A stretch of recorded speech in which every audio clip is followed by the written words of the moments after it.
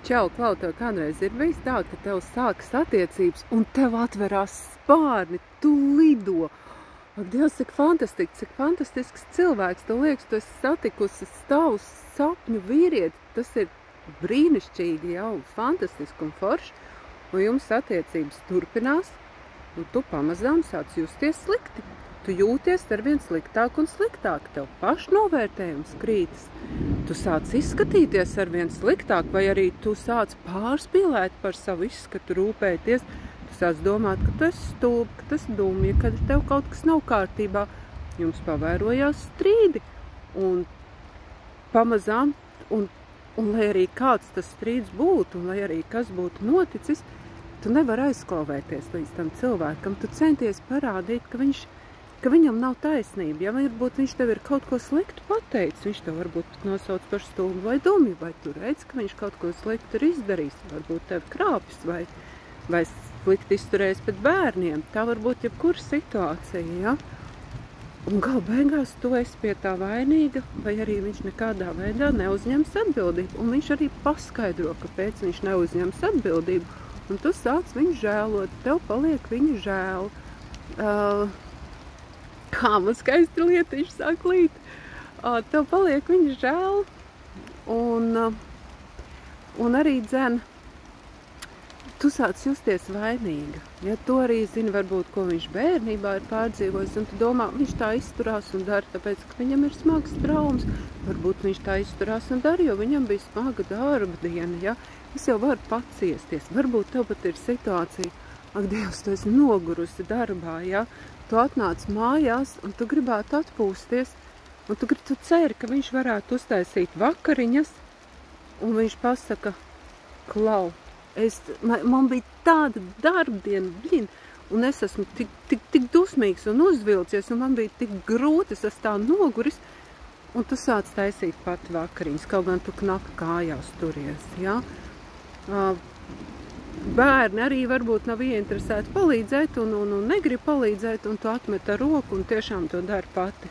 Tu esi uztaisījis vakariņas, un viņš tev pasaka, tu zini, Pēterim darbā sieva uztaisa Mišelīna vakariņas, a tev kartupeļi bija pārāk augsti vai cieti, tu pat to nemāk izdarīt, tu vispār stulbā zos, ja? Un tu biji cerējis viņam palūkt, lai viņš nomazgā trauks ar bērniem, lai tu vari atpūsties. Un pēc šādiem teikumiem, ja, tu vairs viņam neprasi neko. Tu pati mazgā trauks.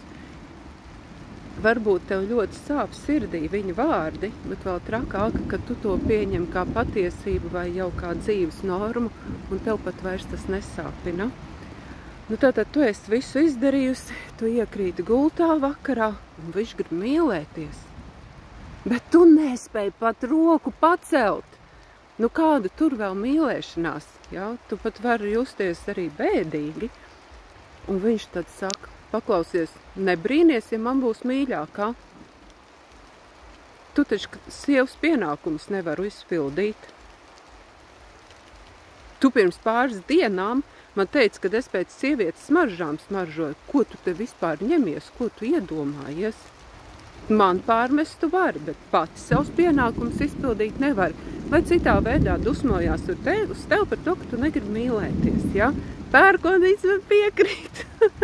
Nu tātad, un tu beigās ar viņu mīlējies tikai tāpēc, ka tu jūties slikti. Un tu, protams, negribi, lai tev arī krāpja, ja? Vai nu arī tu, ja viņš tevi krāpi, tu domā, nu jā, pati jau vainīga. Nu, un tad tu pamosties no rīta. Ak, Dievs, tu jūties slikti, ja? Tu jūties bēdīgi, tev negribās celties, tev negribās iet uz darbu, ja? Tev ir depresīvs sajūts, tev varbūt pat vairs negribās dzīvot. Un tad tu kaut kādā veidā aizej uz darbu, kurš tev nepatīk, ja, vai patīk. Bet darbs vismaz ir glābiņš, tur vismaz ir mierīgi.